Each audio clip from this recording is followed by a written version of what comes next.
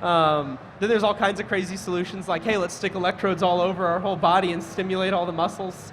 That's probably too far. That's probably too far. Isn't that how Neo got his muscles back in The Matrix?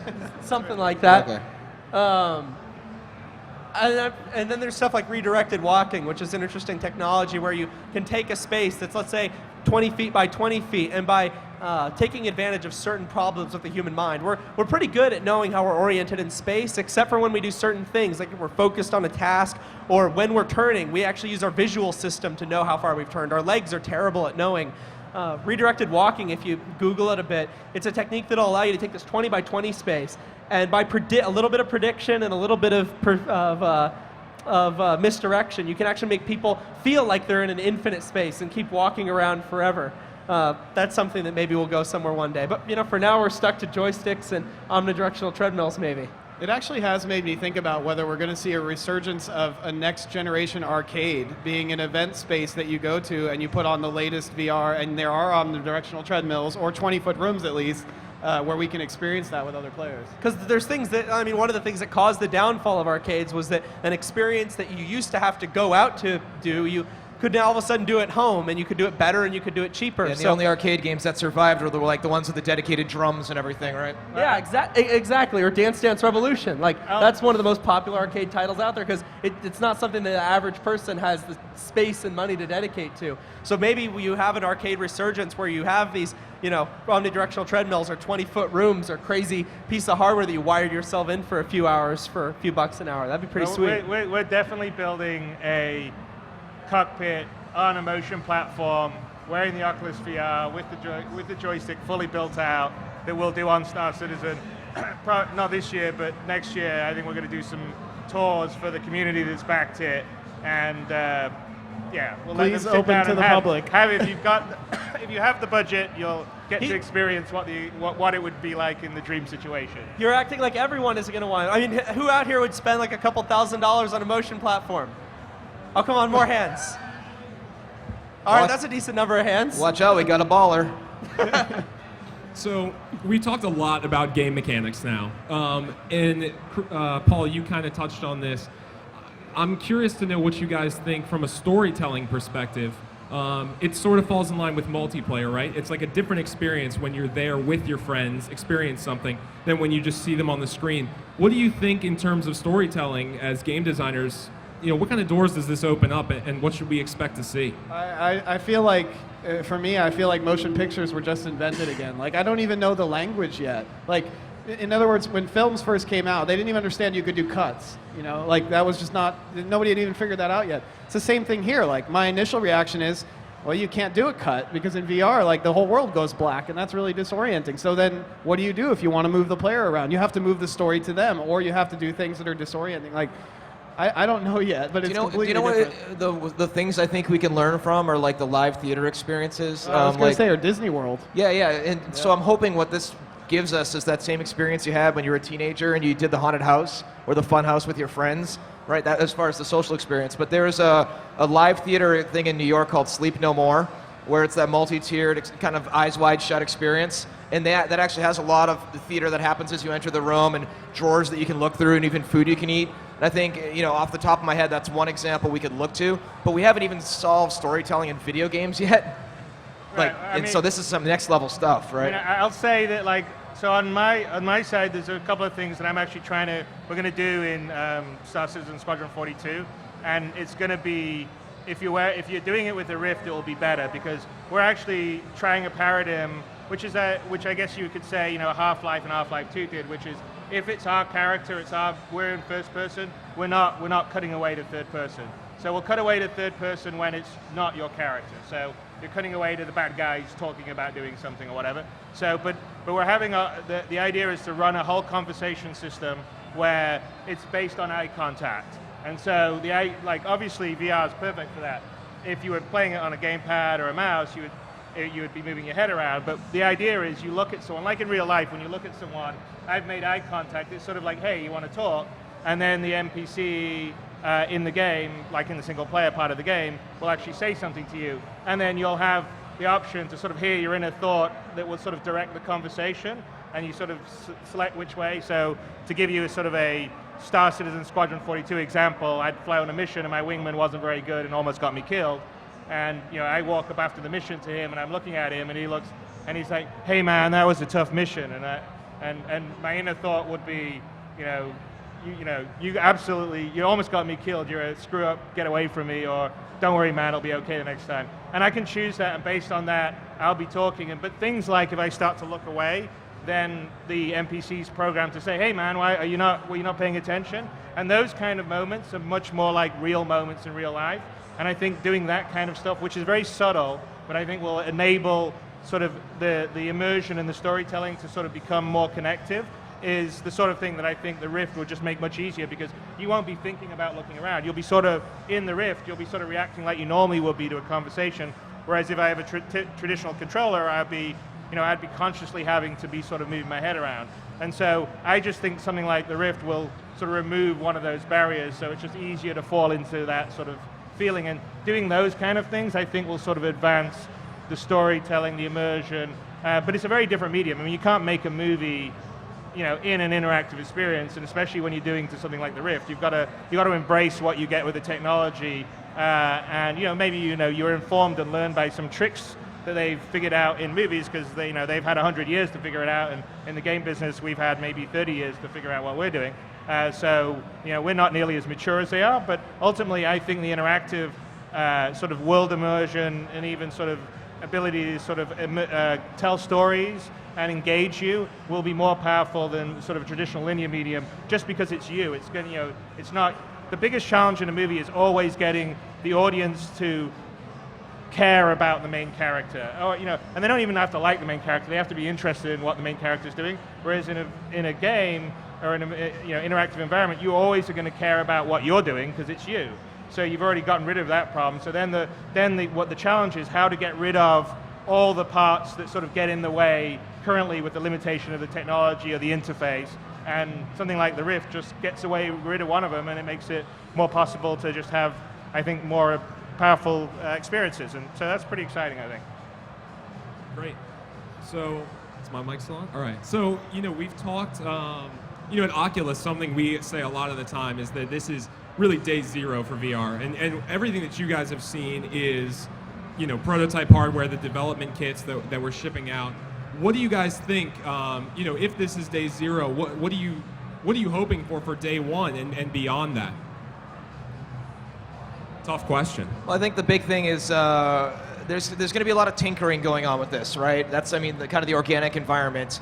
And I think what needs to happen is the first killer app needs to emerge. And the beauty of this kind of community-driven development is one guy's going to do something over in, the UK, and then somebody's going to do one in Seattle. They're going to learn off of each other, and then we're going to start to see the good stuff rise and the bad stuff sink. And the community's hopefully going to get together in a warm, fuzzy way and learn from each other. And I'm a big believer of the fact that the next big thing in technology is the thing that slowly got better over time. And when you apply what we have now with the internet and community with this technology, the chance for it succeeding is exponentially higher right now. So I think it's all going to come down to that one moment where it's the killer app that emerges from that primordial ooze of the community. For me, I love PC as much as Chris does, and it is just the most amazing place for innovation to happen. At the same time, when I think about the mass consumer, what I'm looking for the real day that VR breaks out is the all-in-one device. I don't want to plug it into anything. I just want to go to Toys R Us and buy a $400 or $300, whatever it is, put it on my head, plug it in, and I don't have to go on my PC to download a game or whatever. I just turn it on, and there's a shelf, and I pull a game off, and I put it in my cart, and I've downloaded it. And it comes with a controller, or it's just taking video of my hands, or however that works. When that finally happens, that's going to be the moment that I can create a game like Words with Friends, where it's targeting moms and wives and daughters and kids and adults and everyone in between. But when it stays when we're in this place now where it is the sort of pointy edge of innovation, it's tougher to do that. I think you're right. Actually, that is where things are going. Mobile hardware right now isn't all that powerful. It can do things that you needed a gaming PC to do 5 years ago, and all of a sudden you have phones now. I have a phone that's a 2 gigahertz quad-core phone with 2 gigs of RAM. That's like the specs of a gaming rig not that many years ago. And in the next few years, things are going to get powerful enough where you do have devices that have all the rendering hardware on board, and everything is just an all-in-one kit. Everything can be built into the headset. You don't have to go out and buy a big PC and be tethered to it. And that doesn't only allow you to have a all-in-one experience, it lets you have something where you can actually go out and walk around where you're untethered. You can do it on your couch, on your bed, on a chair, or like this idea of an arcade experience with a huge room. Maybe it's like laser tag, where you've got people running around a huge space and doing things virtually together that are much cooler than the empty room that they're actually in. That's something that'll become a lot more possible when it's all on the device. So if one of you entrepreneurs out there wants to start the empty room business, it's going to be big in a couple of years. No, I mean, the vision of the future, I mean, I agree. I mean, obviously I'm a PC fan, mostly because I think it's sort of the forefront of innovation, and it allows you to easily try things because you can always upgrade or change stuff. But ultimately, you need, I mean, it moves across into the mass market, and then you need it to be simpler and easier. And I kind of think what Palmer's talking about is what the future is. It's not yet, and it'll be a while, because it takes, there's a reason why PCs are this big and have huge water cooling setups, and draw 600, 700, 800 watts of power, which you just can't put through a tablet. But not that far in the future, you'll basically have a device, and I don't know how small it is, but it won't be particularly big. You'll carry it around with you, and it'll link up. You own your living room, it'll link up to your TV, it'll link up to your controller, it'll link up to your Rift you'll put on, or you're on the plane, you can just be playing it on a smaller screen. You go into your office, it'll link up to your keyboard and your screen, and that's kind of how I think it will go in the future. I'm less of a believer fully in the cloud and more in that, and what I'm just pitching right now, anyway, in the short term. And at that point, I think then it's pretty much universal, and it will be pretty cool and exciting. Right now it's really just how the prices go down and how the components get better, and so I mean, the thing I would like to see on a short term is even higher resolution on the 3D headset, lower latency on tracking, because it's really low, but it could be even lower. It could definitely be lower. Not that I'm an expert, but Palmer was giving me a lecture on how this is. I was like, it's pretty good. He's like, no, this sucks. By the way, you can get it down half this much. But you're right that I was right. Latency can be much lower. Latency is a big problem that we're working. Well, I don't want to say it's a big problem. It is a problem, and it can get better. We're already at a good point, but there's always room for improvement there. Higher resolution is something that luckily is going to happen independent of whatever we do. The display industry isn't being driven by Oculus. It's being, or even VR in general. It's being driven by the mobile phone industry, where it's all about Thank you, Apple. Thank you, Samsung, for cranking out displays like this with ridiculous amounts of resolution. Well, and thank consumers for thinking that higher numbers are always better. As long as that stays in place, resolution is going to be in a good mind. And I mean, like you said, the device you described, how cool would it be when everybody has a handheld mobile device with a lot of computing power, and it can connect to a network? I mean, that will be a cool day. Yep. So we only have about less than 10 minutes left, and I do want to open it up to questions just a tiny bit in the last couple minutes. So to wrap up my last question, if you're in the audience today, or you're an average gamer sitting at home, what's the one thing I should be most excited for in terms of VR, hopefully? Oh, that's a good way to phrase this. I'm worried about what you're going to say, Cliff. You are going to finally have a portal to a million other new worlds that you can fully breathe and experience like a dream. I mean, it sounds like the back of the box shit, but it's true. And it's actually at the point where the technology is good enough and the price is good enough that it's no longer going to be a novelty. And we have a hell of a mission to try and crack this thing. I think it's creatives. I think that the thing I'm most looking forward to, and I think Chris is probably going to be one of the first to deliver this, is the ability to experience the worlds that I love in a completely new way. And I mean, it's hard to describe, and you guys can go check out some of the demos and you can see it, but you just don't realize it. Like, for instance, we created this game, and we're prototyping this thing, and on the screen we have this block, and it looks like a certain size. And you put on the Rift, and you look at this block, and it's like, holy crap, that thing is huge. You just don't even realize it. But when you're standing in front of it and you're looking at it, you're like, wow. And I think about these worlds that I've loved to play in my whole life, and the ability to see them from this new perspective, that's what I think we have most to look forward to. I think the things I'm looking forward to, there's two things. One is hardware. The the hardware we have right now, yes, it's impressive. Yes, people, they're really excited about it. You guys are excited about it, but it's going to get so much better. When people try this, they say it's great, but there's so much better that we can do. So I'm a hardware nut, so I'm really excited about where hardware can go.